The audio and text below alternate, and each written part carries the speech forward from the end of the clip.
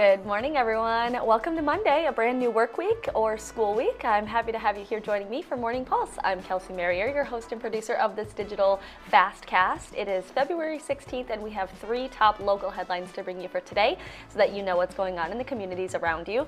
I will also touch a little bit on the weather for today and a little bit of a preview throughout for what we have ahead for the week in the weather department, and then I will let you go. We like to keep these fast casts under 10 minutes so that you can get your news, get in and out, make sure you're staying informed and know what's going on, and then getting back to whatever you're working on for your Monday. So today we're starting with a story that we've been monitoring, a situation kind of out of Dodge County this morning, kind of an active situation. However, it seems that some things have kind of cleared down this morning. So what we are looking at right now, it appears there had been some sort of incident involving a train. This was west of Casson. We did learn about it around 6:40 this morning. It took place at the intersection of Highway 14 and 220th Avenue. Again, near the Casson area. Multiple law enforcement vehicles were on the scene. Apparently, a train appeared to be stopped on the tracks. Our Leah Demery was there earlier this morning. She was able to speak to some of the law enforcement. They said the driver of that car was able to get out of the car before the train hit it. That's a good thing.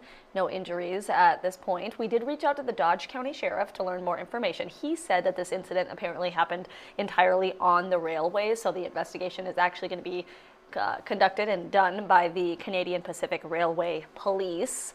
So on that note, we had then contacted them. We're still waiting for information about what exactly took place here. The time and who's involved and what's the latest on the investigation. So as soon as we get an update on that, we'll share that information with you on air and online. But again, this was an incident involving a car and a train early this morning in Dodge County, just west of Casson. Next up, we are informing you about a house fire that took place in Rochester over the weekend. Thankfully, nobody was hurt in this, but it did leave part of that home damaged. So it took place around 5:30 Saturday night on 8th Street Northwest. According to the Rochester Fire Department, crews had arrived, found smoke coming from the front and the back of that home. Obviously, immediately started to put water onto that home to put out the flames. The fire ended up being found in the kitchen. We are told no one was inside, although crews were able to safely rescue a dog that was in the home at the time. Now this fire is under investigation, and we will share any updates about maybe how it was caused as soon as we get those details. And finally, this morning, we kind of have a traffic alert rather for drivers in Mason City, Iowa this morning. So there is going to be a road closure that could impact your commute this week. So it actually starts at 7 o'clock tomorrow morning. This will be taking place on South Carolina Avenue between 12th and 14th Streets Southeast. Why is this area going to be closed to drivers? Well, they are closing the road to allow for tree removal and trimming along the road there. So the city says that stretch of road should be reopened by the end of the day Thursday. If you do have any questions about the closure or anything, you can contact the street department in Mason City for that. We do have that information for you on our website and on our KTTC mobile app. But again, this road closure is starting tomorrow morning at 7 a.m. So keep that in mind. If this particular stretch of road is a part of your regular commute, you will see a road closure and may need to choose some alternative routes during the closure time frame.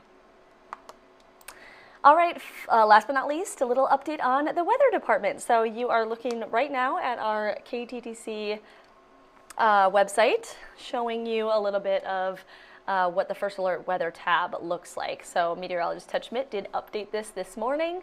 You can read about the weather for today, or you can watch this video on the right of his forecast, the full forecast that is for today and the next couple of days ahead of us here. So basically the synopsis is saying we're going to experience more of that balmy, nice sunshine, spring-like sunshine that we experienced over the weekend. That's going to continue into our Monday, which is a great way to start the week.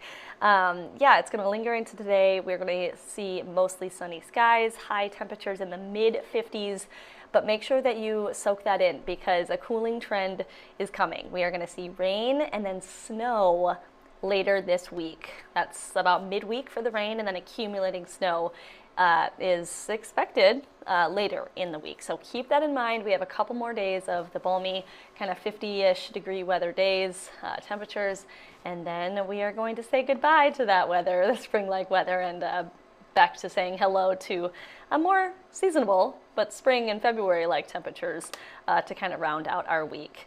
We're going to see those highs in the 30s and even the 20s later on. All right, hopefully this information was helpful for you on this Monday, February 16th. I hope to see you right back here for another edition of Morning Pulse tomorrow.